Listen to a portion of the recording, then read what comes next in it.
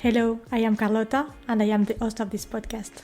Product Marketing Stories is the first French podcast dedicated to product marketing. Every week, listen to an episode where product marketers, but not only, share methodologies, tips, and concrete learnings so you can apply them in your daily job. The aim of this podcast is to make product marketing understandable and accessible to the French tech ecosystem. See Go-To-Market as speaking channels or running a launch campaign. But as Maja, go-to-market expert and author of the best-selling book Go-To-Market Strategist explains, it's a much more holistic journey, one that requires prioritization and strategic focus. In this episode, we dive into the 6 key elements of a strong go-to-market strategy, how to reach product market fit and what comes next, the biggest challenges companies face when scaling, the difference between a go-to-market strategy and a marketing plan, and the favorite product launch and what made it successful. She also explains us what is a go-to-market myth that she wants to debunk and how to become an excellent go-to-market strategist. If you want to stop seeing go-to-market as just a launch and start treating it as a long-term strategy, this episode is for you. I would like to talk a little bit about your book and how did you end up writing this book? So the book journey was very interesting. As we mentioned from the early beginning, that was like I'm celebrating 1 year of Go-To-Market Strategist next week on November 15th. I don't know when we will be published, but I'm totally hyped that I have been like a year for the game now. But nevertheless, the book writing journey was more of a personal discipline exercise. I didn't want to wake up just like suddenly one day and say, wow, now I want to invest a year of my life to write this awesome book so that I can have a bestseller. I never thought about this way, but I was like, I've been repeating the same thing so many times that I'm getting like a little bit sick and tired of repeating them again. Why don't we systemize everything together and just like give it to people to self-onboard, so I don't need to be their edutainer at the events. So that was kind of a purpose, plus to literally help more people, because you know how it is when it comes to like global arena.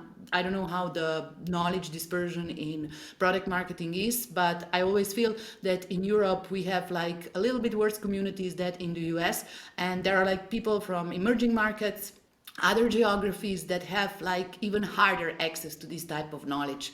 So I really wanted to just like give it out there for a very affordable price and to help people who would like to make something out of their businesses. And what were your biggest challenges of writing it? Was it easy or was it more complicated than what you thought? How was the journey? It was terrible. I mean, I literally did it like 3 times, 3 drafts of the book. So the first book was a little bit like anecdotes, like what I did in my career. And I was like, nobody gonna read this. I mean, it's very boring even to me to read this now. So this is probably not a good idea. Then like the second version was a bunch of like mental models. So there is like double diamond, and you can like make these decisions with market problem map as well. And there are like 3 different methods that you can be using. But that was useless because people need progression. They need a blueprint towards end result. And this is like the final iteration of this book, where I just like embrace everything into this model that is proven to work very well in practice. And more so, what is important is that it gives you concrete tasks, action items to actually get the work done, so that it is just like not one book that you kind of read and then forget about this, but it can work as a blueprint to guide your work. So that was a vision, and I'm so happy like that I finished it, because the writing was tough. I mean, I'm a very sociable person, and it's like for me it's very unnatural to sit at home and be there like in a maker mode. I am bored often when I'm doing like this type of deep work, but it was a very good training for my discipline that I can make it work. So I just booked this slot in the morning from 6 a.m. to like 11 a.m. to work on the product. Like no cell phone, no distraction, just getting shit done for the book. And this was like the only thing that got me through. And do you have some lessons, some things that you would do differently today from your experience so far? Okay, I really have to reflect about this weekend, but on top of my mind, I'm not sorry that it took me a year. I think that good things just take time, so I definitely don't think that ChatGPT can write a good book at this day and age. And I very much believe in well-researched and empirically proven process. Then for the promotion, I would start way sooner. So I started the promotion, the wait list of 3,000 people, so 600 bought on the first day. So I was doing demand generation for the book for maybe like 2 or 3 months. I think that it would be like even better if I did this for a 6-month period. But then again, I didn't want to spend too much time on social media because it was interfering with my maker mode, with my book writing. So that's kind of a trade-off that I have gotten myself into and had to do this. But yeah, I think that it would be even better if I started the promotion sooner. And for the book launch, I am proud about it. There is nothing that I would change drastically. Maybe I would just like plan a book tour sooner. So because for the launch I was very tired. I needed like a little bit of time to just like recover and make sense of everything what is going on. But I see like a lot of more experienced authors, they go and hit the road immediately. Quick break to present you Apunite. The two biggest challenges I hear from product leaders are 1. How to pursue growth without losing focus, and 2. How to make the product vision a reality the fastest way possible. But as you know, resources are increasingly limited in the tech industry. Hiring the right talents to build the product takes forever, and working with agencies, expensive for the value they deliver. That's why I am very happy to partner with Apunite. They are not just another dev shop. They are a product development powerhouse. From user research to coding, their team embeds with yours, deeply analyzes your strategy to define how to positively impact your business metrics, and builds high-performing apps that scale. Whether it's fintech, health tech, or SaaS, they co-create products that grow businesses. So if you're tired of delays, bad code, or agencies that just don't get it, check out apunite.com/grow.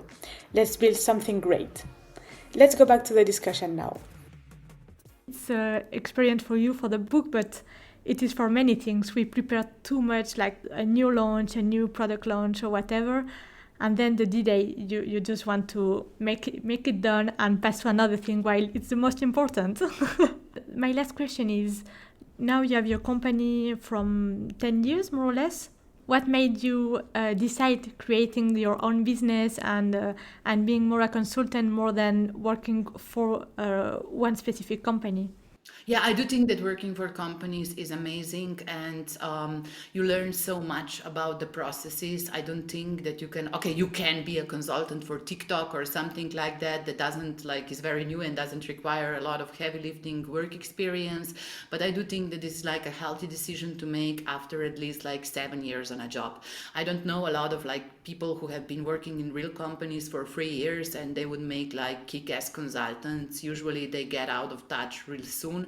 So it's very important that you know these environments, these decision-making processes. And as a consultant, of course, you're still in touch, but the problem is that you are not hands-on into this, right? You only grasp the surface of how this work is being done. So I still go at least twice a year and work with a company as interim something, or just a nearly full-time person to just never lose this grind, because it's so important. It makes you good, in my opinion. And so yeah, working for companies is important. It gives you an edge. But why I decided to just go solo was I had a vision, right? And if you have a vision and if you want a lot of freedom in your life, you are not really a great employee. I mean, you can try and you can do great things in the organizations, but if there is something itching and scratching inside you that maybe it would be nice to work remotely from Mallorca in February when the weather is shit, then I don't think that you have much other choice than to go solo. I mean, some companies are amazing and they have very, very generous remote working packages, but I think it was more or less a lifestyle choice. Because when we were, I was just like met this guy. We went to a college together and we were like very close friends. He works as like a regional head at LinkedIn in Dublin, and I work like in my crazy solo operation. And we just like did this weird experiment, who is happier. And I mean, we are both happy. We are both very satisfied with our choices. So my main message is always like, if it is for you, you know it.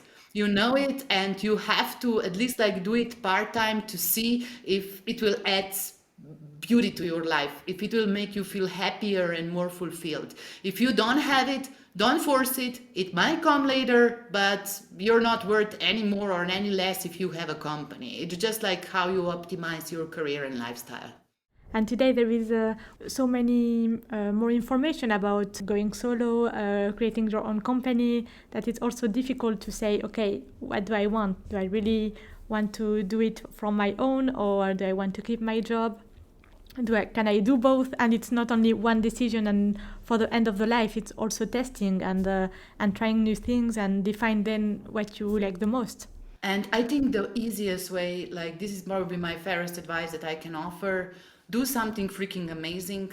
Ask on LinkedIn if there is anybody else who would like to have this work done. Do it as a part-time project first to see if you even like it, if you feel good interacting with the clients, and go from there. I mean, for me, action is so much more important than thinking, because I can overthink the shit out of everything, but what counts in life are results. And literally the easiest way how to get somewhere is to do something really well. Ask yourself who else could benefit from this. Where are the next 5 ideal customers for this type of work? Do a little bit of outreach. Ask your network if somebody needs this type of work done, and just like do it. What's the worst thing it can happen? Seriously. You will say, I'm sorry, I thought that this is going to be much different. Of course, I will not charge you. Love you forever. Bye. Did you have a last advice or message for the product marketing community in France about the go-to-market, about career, anything that you would like to share? Yeah, I think that we kind of had a very strong anchoring before. You share, because you do all the bloody work, and you have like so many amazing frameworks that you think are normal, but I swear people on LinkedIn have never heard about this before. So if you are in a position when your company allows you, definitely share examples. Otherwise, just like document your journey, document your learnings, post memes if you are into this. I'm not very good at this. But nevertheless, we need your voices. We need to hear your voices. You are important. You definitely have a very crucial role in the go-to-market process. Oftentimes companies ask me, this went from the VC side, do you have a very good product marketer to suggest, like to recommend to us? And my go-to answer would be whoever is the loudest on LinkedIn, because this is how I operate. This is what I remember. So please. Thanks so much, Maja, for your time. It was great having you on the podcast. Hey, you as well, you as well. Now I'm off. We go to see a little bit of a ballet to be a Yes. little bit cultural today. But I thank you so much for the opportunity to speak with your audience. Hope you enjoyed it. And just like, thanks for doing all this amazing work. And hopefully your English episode will be huge, huge sensation. I'm sure of that. Thank you so much. Take care. Ciao. Ciao.